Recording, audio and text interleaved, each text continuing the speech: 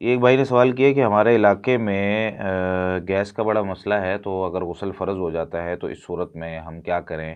کیا صبح جو ہے نا وہ غسل کرنا لازمی ہے اس حال میں کہ ہمارے پاس جو ہے نا وہ کوئی پانی گرم کرنے کا کوئی ذریعہ نہیں ہے، نہ کوئی گیس ہے اور نہ ہی بجلی کا کئی دفعہ مسئلہ ہوتا ہے، اور بجلی والا ہیٹر بھی ہمارے گھر میں نہیں ہے، تو کیا کیا جائے؟ اس میں دیکھیں نبی کریم صلی اللہ علیہ وسلم کی زندگی سے میں ایک واقعہ آپ کے سامنے ذکر کر دیتا ہوں، اور جتنے بھی لوگ ہیں سردی میں جن کو ضرورت ہے، مجبوری ہے، تو ان کے لیے میرے خیال سے یہ حدیث جو ہے اس مسئلے کے حل کے لیے کافی ہوگی۔ سنن ابو داؤد میں 334 نمبر روایت ہے اور صحیح ہے۔ سیدنا عمر بن عاص رضی اللہ تعالیٰ عنہ کا واقعہ ہے۔ یہ کہتے ہیں کہ احتلمت فی لیلۃ باردہ فی غزوہ ذات السلاسل، کہ نبی کریم صلی اللہ علیہ وسلم کے دور میں نا میں ایک غزوے میں تھا جس کو ذات السلاسل کہتے ہیں، اور اس میں مجھے ایک ٹھنڈی رات ہے اور بہت زیادہ سردی ہے، تو میں رات کو سویا تو مجھے احتلام ہو گیا۔ کہتے ہیں فاشفقت ان اغتسلت عن اہلک، تو مجھے جو ہے نا وہ ڈر محسوس ہوا اگر میں نے غسل کیا تو میں بیمار پڑ جاؤں گا، ہلاک ہو جاؤں گا، تو فتیممت، میں نے تیمم کیا، ثم صلیت باصحابی،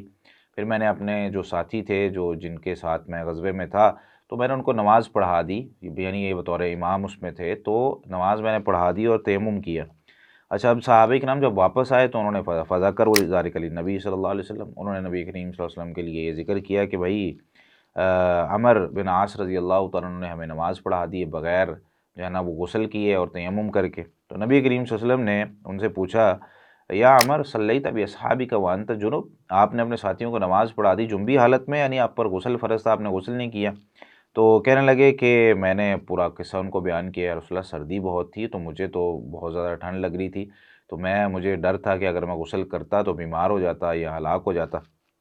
تو آپ صلی اللہ علیہ وسلم کو پھر انہوں نے نا بطور دلیل قرآن کریم کی ایک آیت پڑھی، انہوں نے کہا دیکھیں نا اللہ تعالیٰ نے بھی جو ہے نا وہ قرآن کریم میں کہا ہے کہ وَلَا تَقْتُلُوا أَنفُسَكُمْ إِنَّ اللَّهَ كَانَ بِكُمْ رَحِيمًا، کہ اپنے آپ کو قتل نہ کرو، اللہ تعالیٰ تم پر بہت رحم کرنے والا ہے۔ تو یہ جب دلیل دی قرآن کریم سے، تو انہوں نے ایک استدلال کیا قرآن سے اور اس پر عمل کر لیا۔ تو نبی کریم صلی اللہ علیہ وسلم جو ہے جب یہ آپ نے سنا فضحک رسول اللہ صلی اللہ علیہ وسلم، تو رسول اللہ صلی اللہ علیہ وسلم ہنس پڑے، کہ جس طرح بندہ جو ہے نا وہ ہنستا ہے کہ ہمارے بچے اگر استدلال کرنا شروع کر دیں نا دلائل سے اور قرآن و حدیث سے مسئلے نکالنا شروع کر دیں، تو استاد جو ہوتے ہیں یا والد صاحب ہوتے ہیں کہ اب بڑا ہو گیا بچہ، اپنے فیصلے خود کرنے لگ گیا۔ تو بہرحال یہ جو حدیث ہے، اس طرح کی حدیث کو کہتے ہیں تقریری حدیث، یعنی نبی کریم صلی اللہ علیہ وسلم کے سامنے کوئی صحابی کوئی کام کریں اور آپ صلی اللہ علیہ وسلم اس پر خاموش ہو جائیں اور مسکرا رہے ہیں آپ صلی اللہ علیہ وسلم، تو یہ آپ صلی اللہ علیہ وسلم کی رضامندی کی ایک بہت بڑی دلیل ہے، آپ صلی اللہ علیہ وسلم نے ان کو منع نہیں کیا۔ تو سیم یہی سچویشن اگر آج کسی کی ہوتی ہے، اور آج اگر کسی کو مسئلہ ہے کہ ایسی جگہ پر ہے جہاں ٹھنڈ بہت زیادہ ہے، یا اپنے گھر میں کوئی اس طرح کا مسئلہ ہو گیا ہے کہ جہاں پر اگر بندہ غسل کرے، کئی دفعہ بندہ بیمار ہوتا ہے، بخار ہے یا کوئی مسئلہ ہے اور اس کو جو ہے نا وہ احتلام ہو گیا یا اس پر غسل فرض ہو گیا کسی وجہ سے، تو ٹھنڈا پانی ہے اور گرم کرنے کے لیے کوئی ذریعہ موجود نہیں ہے، تو بندہ جو ہے نا وہ تیمم کر سکتا ہے۔ تیمم کا طریقہ آپ کو پتہ ہے، بالکل سادہ سا ہے، کوئی بڑی اس میں تگ و دو نہیں کرنی پڑتی ہے، آپ نے صاف مٹی لینی ہے سادہ،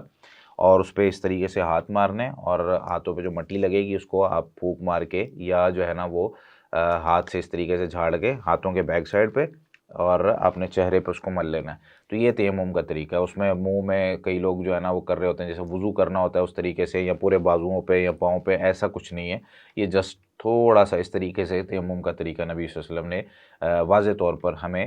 سکھا دیا۔ تو اگر کسی کو بھی ضرورت پڑتی ہے تو اس صورت میں اس حدیث پر عمل کر سکتا ہے۔ جزاکم اللہ خیر۔